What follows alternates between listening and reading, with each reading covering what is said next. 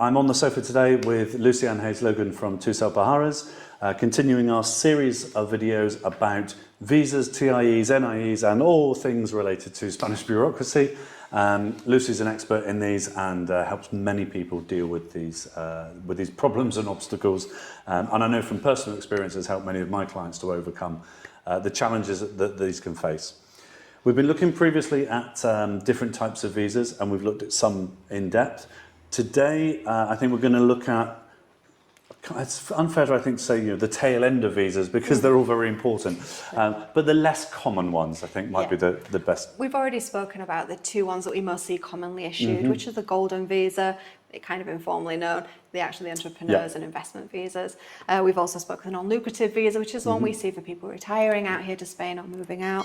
But there is also several more types of visas that are more specific. We haven't seen as much people talking about them, but we can definitely go into an in-depth video if anybody wants one. Feel free to send us a message and just say, hi. Pop a comment in the below and we can send you some more information. I'm applying for a student visa. Can you kind of give me a bit of an idea what that entails? We can definitely help with that. Okay. So what are these different types of visas that kind of fall outside of the most common ones? Well, we have an internship visa for interning out here in Spain.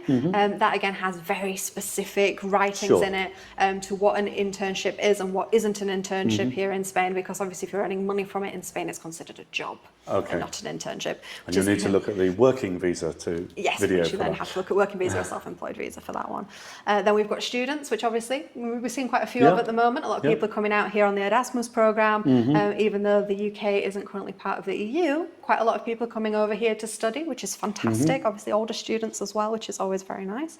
Highly qualified professionals. If you work in certain sectors, you're considered a highly qualified professional, and the visa application process is quite easy for you because Spain always needs more highly qualified professionals.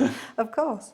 Then we also look at certain types like the national and the EU researcher. If you work in a research department, there's a visa type for those people as well.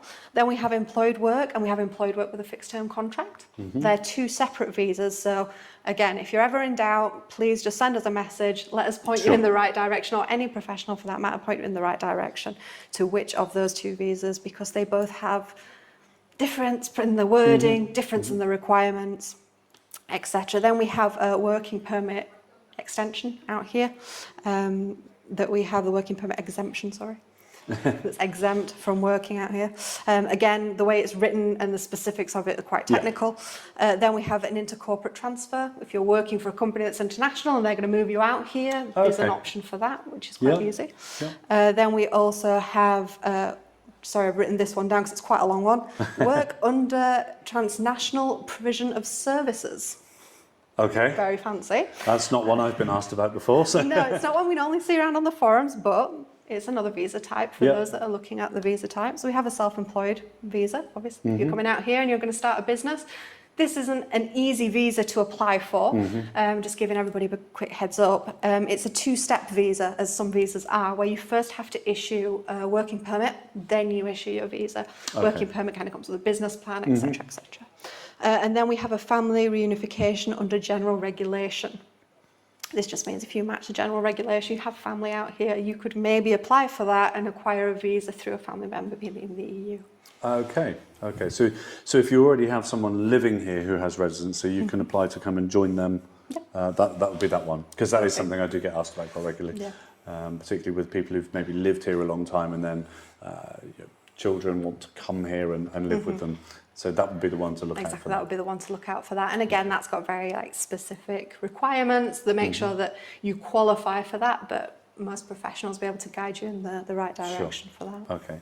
Well, for those that are still awake after that exhaustive list, which thank you for, there's lots of different types of visas, as I'm sure you can see.